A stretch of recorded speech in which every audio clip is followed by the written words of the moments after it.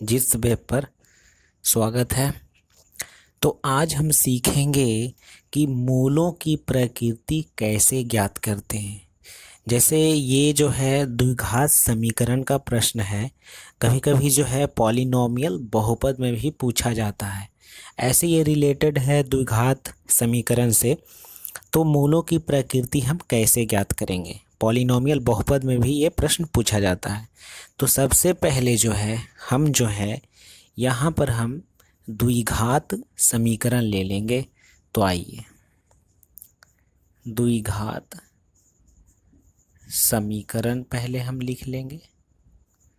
अब यहाँ देखेंगे, आपको मालूम है a x square plus b x और प्लस सी। जैसा कि हमने पहले बताया है कि एक्स स्क्वायर के गुणांक को हम ए कहेंगे, एक्स के गुणांक को बी कहेंगे और सी जो है हमारा अचर पद होता है। यहाँ तक तो आप क्लियर है, आपको पता है। तो जैसे ही एक इसमें फार्मूला आता है डी बराबर बी स्क्वायर माइनस 4ac। अब यहाँ पर हम लिख दिए तो आपके दिमाग में ये चल रहा होगा कि आखिर डी है क्या, डी है क्या, ये डी आया कहाँ से। तो डी जो है इसका इंग्लिश होता है डिस्क्रिमिनेंट। डिस्क्रिमिनेंट इसका जो है हिंदी होता है विवेचक। विवेचक या इसे कहें विवेतकर भी कह सकते हैं। तो क्या करते हैं कि मूलों की प्रकृति ज्ञात करने के लिए कि वह कैसा है, वह वास्तविक है, काल्पनिक है, कैसा है, तो उसको ज्ञात करने के लिए हमें डी ज्ञात करना पड़ता है। तो डी पर जो है 3 कंडीशन बनते हैं। कौन कौन कंडीशन है? तो कंडीशन नंबर जो है हमारा पहला है, यदि डी हल करने में डी का वैल्यू जो है वह जो है 0 से बड़ा आ जाए, यानी डी का वैल्यू जो है पॉजिटिव आ जाए, तो क्या होगा। तो डी का वैल्यू जब पॉजिटिव आ जाए तो वह हो जाएगा वास्तविक, यानी इसके मूल क्या होंगे, यानी मूल वास्तविक होंगे। मूल वास्तविक और क्या होंगे, असमान होंगे। असमान होंगे क्योंकि आपको यहाँ पर दिख रहा है कि बराबर नहीं है, अनइक्वल नहीं है। ये डी बड़ा है और 0 छोटा है। क्लियर। यदि यदि इस प्रकार से आ जाए, डी बराबर आ जाए 0, यानी डी को यहाँ पर यदि हम हल करें, डी को यहाँ पर हल करेंगे तो हमें यदि 0 आ जाए, तो 0 आ जाए तो यहाँ पर हम कह सकते हैं कि यह मूल वास्तविक है। मूल क्या है, वास्तविक है और यह जो है समान है। वास्तविक और कैसा है, समान है। क्लियर है। तीसरा पॉइंट आता है कि यदि जो है डी का वैल्यू 0 से जो है छोटा हो जाए, 0 से क्या हो जाए, छोटा हो जाए, अर्थात 0 बड़ा हो जाए। अर्थात ऐसी स्थिति जिसमें डी का मान -1 -2 यानी नेगेटिव में आ जाए, क्योंकि नेगेटिव में सभी संख्याएं 0 से छोटी होती है। तो यहाँ पर जो है इसका वैल्यू जो होगा, यानी इसका जो मान निकलेगा, यानी मूल जो होंगे वह काल्पनिक होंगे। मूल काल्पनिक और असमान होंगे, बराबर तो नहीं है। क्लियर।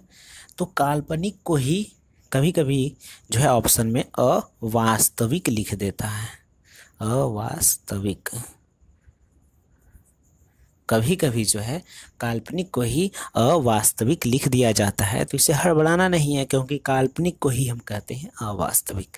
अब यहाँ पर जो है कि एक एग्जाम्पल हम ले लेते हैं, ठीक है। तो एग्जाम्पल ये लेते हैं और एग्जाम्पल के तौर पर हम एक निकाल कर देख लेते हैं कि किस प्रकार से मूलों की प्रकृति निकलती है, ठीक है।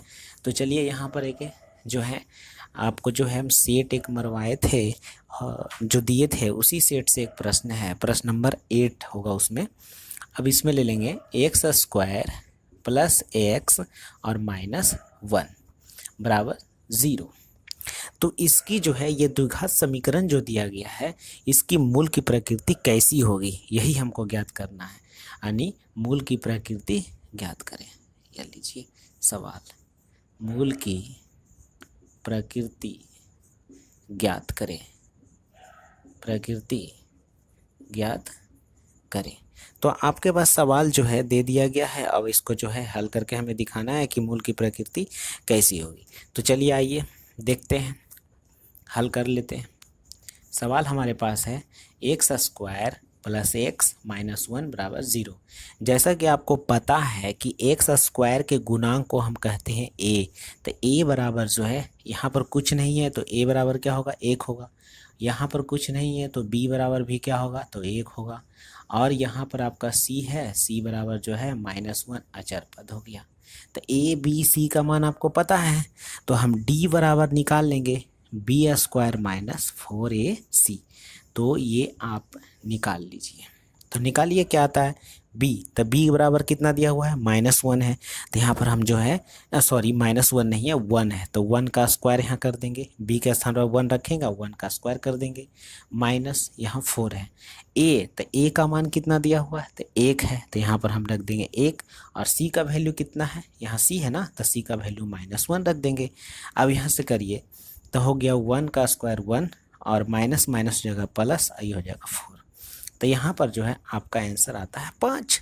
तो 5 बताइए 0 से बड़ा है कि नहीं है, तो 5 जो है अर्थात डी का वैल्यू जो है वह 0 से बड़ा आ चुका है।